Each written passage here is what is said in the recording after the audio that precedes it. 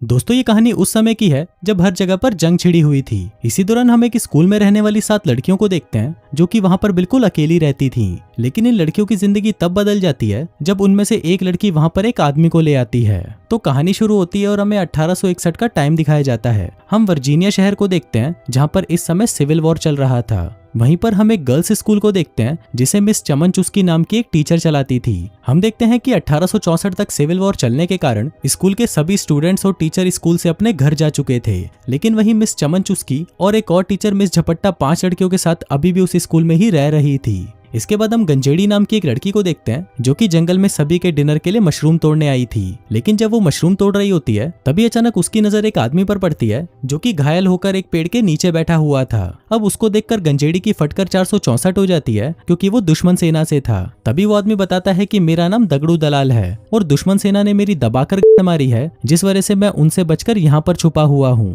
अब गंजेड़ी को दगड़ू दलाल की हालत देखकर उस पर तरस आ जाता है जिस वजह से वो उसे अपने साथ ले जाती है। लेकिन फिर स्कूल के पास आते ही दगड़ू दलाल बेहोश हो जाता है। अब उसे देखते ही स्कूल की सभी लड़कियां और टीचर वहां पर आ जाती हैं और उसे घेर कर खड़ी हो जाती हैं। अब उस आदमी को देखकर मिस चमन चुस्की गंजेड़ी को कहती है कि मैंने तो तुमको मशरूम लाने को भेजा था, तुम ये क्या उठा लाई। जिस पर गंजेड़ी कहती है कि ये वहां पर घायल पड़ा था इसलिए मैं इसकी मदद करने के लिए इसे अपने साथ ले आई। अब उस आदमी को देखकर सभी लड़कियां सोचने लगती हैं कि क्या इस आदमी की मदद करना ठीक होगा भी या नहीं, क्योंकि इस स्कूल में सभी लड़कियां रहती हैं और अगर एक बार भी इस आदमी का काला नाक जाग गया तो ये कुत्ते की तरह हमारे बिलों में जाने के लिए तड़पने लग जाएगा। लेकिन अब वो इस आदमी को मरने के लिए ऐसे छोड़ भी नहीं सकती थी, इसलिए वो सभी उसे उठाकर अंदर ले आती हैं। वो उसे ऊपर एक रूम में ले जाती हैं जहाँ पर मिस चमन चुस्की दगड़ू दलाल के घावों पर टाके लगाकर उस पर पट्टी कर देती हैं। इसके बाद वो उसे रूम में लॉक करके बाहर आती है और सभी स्टूडेंट से कहती हैं कि जब तक ये आदमी ठीक नहीं हो जाता हम इसकी सेवा करेंगे और फिर इसके ठीक होने के बाद हम इसे अपनी सेना के हवाले कर देंगे। लेकिन तब तक तुम छिनालों में से कोई भी इस आदमी के पास नहीं जाएगा। अब उसकी बात सुनकर सभी लड़कियां वहां से चली जाती हैं। लेकिन उनके जाते ही मिस चमन चुस्की चुपके से दगड़ू दलाल के कमरे में जाती हैं और उसकी पैंट उतारकर उसके घावों को साफ करने लगती है। अब दगड़ू दलाल का काला घोड़ा देखकर मिस चमन चुस्की गर्म होने लगती है, लेकिन फिर जैसे तैसे करके वो अपने आप को संभालती है। यहाँ पर चमन चुस्की को उसके घोड़े की सवारी करने का मन तो था, लेकिन फिर वो सोचती है कि छोड़ो यार, किसी की बेहोशी का फायदा नहीं उठाना चाहिए। तभी वहां से जाते वक्त मिस चमन चुस्की की नजर बाहर पड़ती है जहाँ पर एक सेना की टुकड़ी शहर पर गश्त लगाने आई हुई थी। तभी मिस चमन चुस्की उन सिपाहियों से मिलने गेट पर जाती है। अब उसे देखकर अंदर सभी लड़कियां घबरा रही होती हैं कि कहीं ये भूखड़ी वाली दगड़ू दलाल के बारे में इन्हें बता ना दे, पर मिस चमन चुस्की उसके बारे में उनको नहीं बताती और वापस स्कूल के अंदर आ जाती है। इसके बाद हम देखते हैं कि क्योंकि दगड़ू दलाल दिखने में हट्टा कट्टा मुस्टंडा था और उसका काला घोड़ा भी काफी बड़ा था, इसलिए उसके घोड़े को देखने के लिए रोज एक एक करके सभी लड़कियां चुपके से उसके रूम में आया करती थी। वो उससे वहां पर बैठकर बातें किया करती थी जिससे उनको भी काफी अच्छा महसूस होता था। इसके बाद हम देखते हैं कि मिस चमन चुस्की सभी लड़कियों के साथ बैठकर प्रेयर कर रही होती है। तभी प्रेयर के बाद वो जानबूझकर सभी से पूछती है कि क्या किसी को भी कोई और दुआ मांगनी है, जिस पर मिस झपट्टा कहती है कि हाँ, मैं चाहती हूँ कि दगड़ू दलाल जल्दी से जल्दी ठीक हो जाए। अभी सुनकर मिस चमन चुस्की समझ जाती है कि अब मिस झपट्टा भी दगड़ू दलाल का घोड़ा लेने के लिए तड़प रही है। हम देखते हैं कि जहाँ पर दगड़ू दलाल का घोड़ा लेने के लिए स्कूल की सभी लड़कियां आपस में लड़ रही थी, वहीं ये दोनों टीचर्स भी उसका घोड़ा लेने के लिए बेताब थी। इसके बाद हम देखते हैं कि स्कूल की सभी लड़कियां दगड़ू दलाल को इम्प्रेस करने के लिए अलग अलग चीजें करती हैं, जैसे कि कोई उसके सामने सज धज कर आती है तो कोई उसके लिए अच्छे अच्छे पकवान लेकर आती है ताकि उनमें से किसी से तो दगड़ू दलाल इंप्रेस हो जाए और उन्हें वहीं पकड़कर घोड़ी बना दे।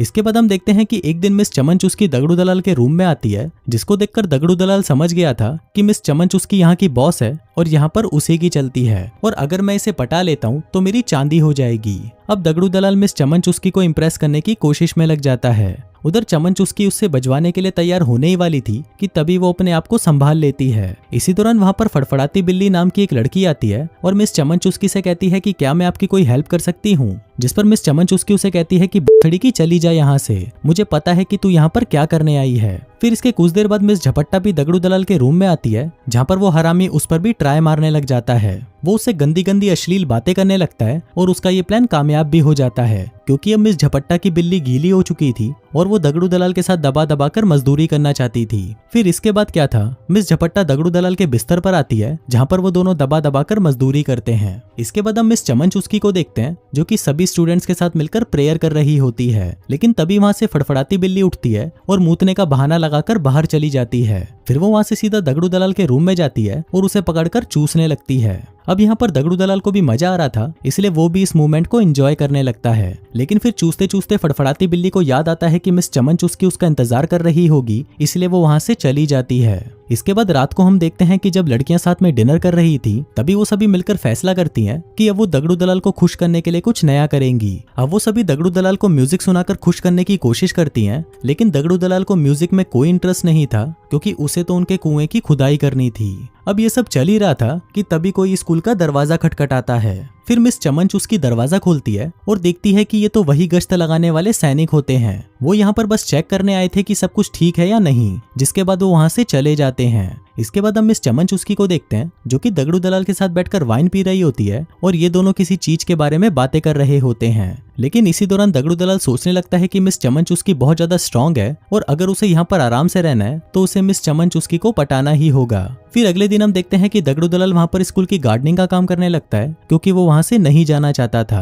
अब भला वो यहाँ से क्यों ही जाएगा, क्योंकि जिस इंसान के पास गहरे कुओं की लाइन लगी हुई हो वो इन सबको छोड़कर जंग में मरने क्यों जाएगा। उधर हम चमन चुस्की को देखते हैं, जिसकी नजर दगड़ू दलाल के जख्मों पर पड़ती है, जो कि अब ठीक हो चुके थे। अब क्योंकि वो बिल्कुल ठीक हो चुका था तो वो यहाँ पर नहीं रह सकता था। लेकिन तभी दगड़ू दलाल मिस चमन चुस्की से कहता है कि वो यहाँ से नहीं जाना चाहता और वो यहाँ पर रहकर गार्डनर का काम करना चाहता है। लेकिन मिस चमन चुस्की उसे फिर से मना कर देती है और कहती है कि तुम यहाँ पर नहीं रह सकते। अब ये सुनकर दगड़ू दलाल सोचता है कि उसे यहाँ पर रहने का कोई और जुगाड़ बिठाना होगा। जिसके बाद वो सीधा मिस झपट्टा के पास जाता है और उसे प्रपोज कर देता है। कहता है कि डार्लिंग, मैं तुमसे बहुत प्यार करता हूँ। अभी सुनकर मिस झपट्टा बहुत खुश होती है और वो दोनों वहीं पर ही एक दूसरे को चूसने लग जाते हैं। इसके बाद वो दोनों मजदूरी का कार्यक्रम करने ही वाले थे कि तभी वहां पर एक लड़की आ जाती है और इन दोनों का ये कार्यक्रम अधूरा ही रह जाता है। इसके बाद हम देखते हैं कि मिस चमन चुस्की दगड़ू दलाल को डिनर के लिए इनवाइट करती है, क्योंकि आज यहाँ पर उसकी आखिरी रात है और उसे कल यहाँ से निकाल दिया जाएगा। इसलिए आज रात वो सभी मिलकर जश्न मनाते हैं। फिर डिनर के बाद दगड़ू दलाल मिस झपट्टा के कान में कहता है कि मैं आज रात तुम्हारे रूम में आऊंगा और फिर हम दोनों साथ में पलंग तोड़ मजदूरी करेंगे। फिर उसी रात हम देखते हैं कि मिस झपट्टा अपने रूम में दगड़ू दलाल का इंतजार कर रही होती है। लेकिन इतना ही नहीं, दूसरी तरफ मिस चमन चुस्की भी अपने रूम में दगड़ू दलाल का इंतजार कर रही होती है, क्योंकि उसको भी लग रहा था कि आज रात को दगड़ू दलाल उसकी लेकर ही जाएगा। लेकिन फिर काफी देर बीतने के बाद भी दगड़ू दलाल नहीं आता। तभी मिस चमन चुस्की को नीचे जोरों की आवाज सुनाई देती है, तो वो अपने रूम से बाहर आकर देखती है कि ये आवाज तो दगड़ू दलाल के रूम से आ रही है। फिर मिस चमन चुस्की जैसे ही उसके रूम का दरवाजा खोलती है तो वो देखती है कि दगड़ू दलाल ने फड़फड़ाती बिल्ली को घोड़ी बना रखा है और वो उसकी दबा दबा कर ले रहा है। अब ये देखकर मिस चमन चुस्की को बहुत गुस्सा आता है और वो दगड़ू दलाल को वहां से जाने को कहती है। दगड़ू दलाल कहता है कि मैं तो सिर्फ इसका बुखार चेक कर रहा था। चमन चुस्की कहती है कि हाँ बुखड़ी के गांड से बुखार कौन चेक करता है, जिसके बाद वो उसे सीढ़ियों से नीचे धक्का दे देती है।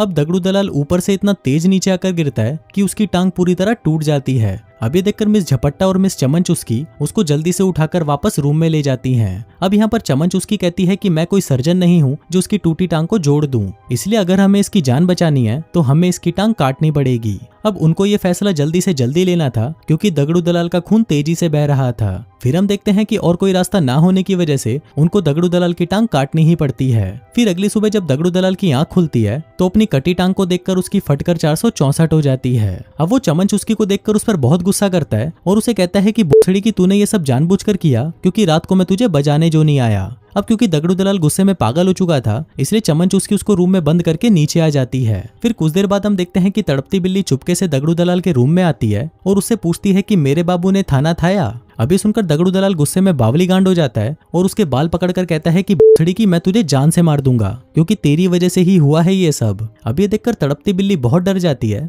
और नीचे आकर मिस चमन चुस्की से कहती है कि अब हम लोग यहाँ पर सेफ नहीं है, इसलिए अब हमें दगड़ू दलाल को आर्मी के हवाले करना ही होगा। लेकिन तभी वहां पर दगड़ू दलाल आ जाता है और उनको कहता है कि भोसड़ी वालों, अगर तुम लोगों ने मुझे फिर से रूम में बंद करने की कोशिश करी तो तुम लोग सोच भी नहीं सकते कि तुम्हारे साथ क्या होगा। अब ये सुनते ही मिस चमन चुस्की तड़पती बिल्ली से कहती है कि तुम जल्दी से जाकर गेट पर नीला कपड़ा बांध दो, ताकि आर्मी वालों को पता चल जाए कि हम लोग मुसीबत में हैं। अब तड़पती बिल्ली जल्दी से जाकर गेट पर नीला कपड़ा बांध रही होती है कि तभी दगड़ू दलाल उसे देख लेता है, जिसके बाद वो सभी लड़कियों को गन पॉइंट पर ले लेता है। वो कहता है कि अगर तुमने फिर से ऐसा कुछ भी किया तो मैं तुम सभी को मार डालूंगा, जिसके बाद वो गुस्से में अपने रूम में चला जाता है। अब यहाँ मिस झपट्टा को लगता है कि शायद दगड़ू दलाल को मजदूरी की जरूरत है, इसीलिए वो ऐसा कर रहा है, तो वो उसे चरम सुख देने के लिए उसके रूम में जाती है और उसके रूम को अंदर से लॉक कर देती है। उधर मिस चमन चुस्की उसे मना करती है और कहती है कि साली छिनाल ऐसा कुछ मत कर, लेकिन मिस झपट्टा की ठरक अब चरम सीमा पर पहुंची हुई थी, इसलिए वो दगड़ू दलाल के पास जाकर उससे लिपट जाती है। उधर दगड़ू दलाल को भी मजा आने लगा था,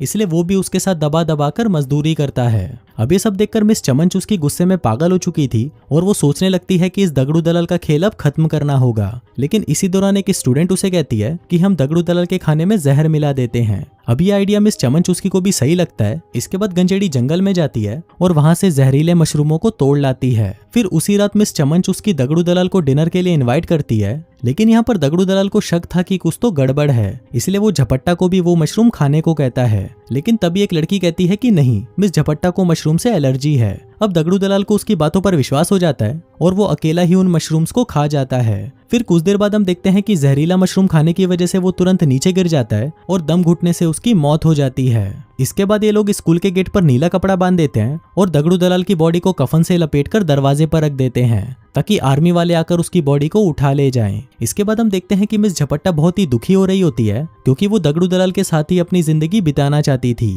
और वहीं बाकी सभी लड़कियों की प्यास अभी भी अधूरी ही रह जाती है और इसी अधूरी प्यास के साथ ये कहानी यहीं खत्म हो जाती है।